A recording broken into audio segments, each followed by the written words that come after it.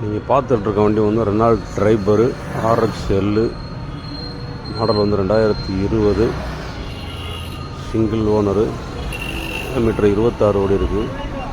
Company service, replacement இருக்காது. Insurance 1 மாதம் இருக்குது. ஸ்டெப்னி அன்யூஸு. வண்டி ரொம்ப தெளிவாக இருக்கும். 7 சீட் வண்டி.